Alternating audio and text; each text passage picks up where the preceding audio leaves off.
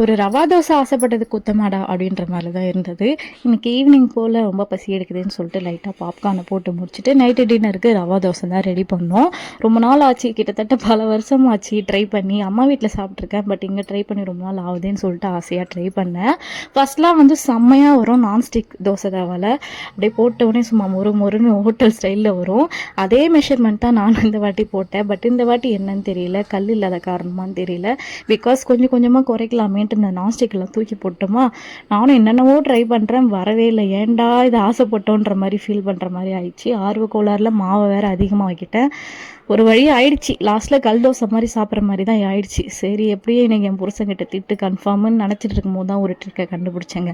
நீங்கள் வந்து இந்த மாதிரி இரும்பு தவால ரவா தோசை வரலன்னா ஃபீலே பண்ணாதீங்க. நல்லா சுட்டதுக்கப்புறமா அதில் ஒரு 2-3 சொட்டு எண்ணெயை விட்டுட்டு அது நல்லா ஃபுல்லாக கல் ஃபுல்லாக வர மாதிரி ஸ்ப்ரெட் பண்ணிவிட்டு அதுக்கப்புறம் தோசையை சுட்டிங்கன்னா செம்மையாக மொறுன்னு வரும். பட் அது என்னால் கேப்சர் பண்ண முடியல. ஆனால் கண்டிப்பாக வருதுங்க, ட்ரை பண்ணி பாருங்கள். அதே மாதிரி உங்களுக்கு எதனா டிப்ஸ் வரும்னாலும் சொல்லுங்கள், நானும் ட்ரை பண்ணி பார்க்குறேன். லாஸ்ட்டில் சக்ஸஸ் ஆயிடுச்சுடா அப்படின்ற மாதிரி தான் ஃபீல் ஆச்சு. டாட்டா.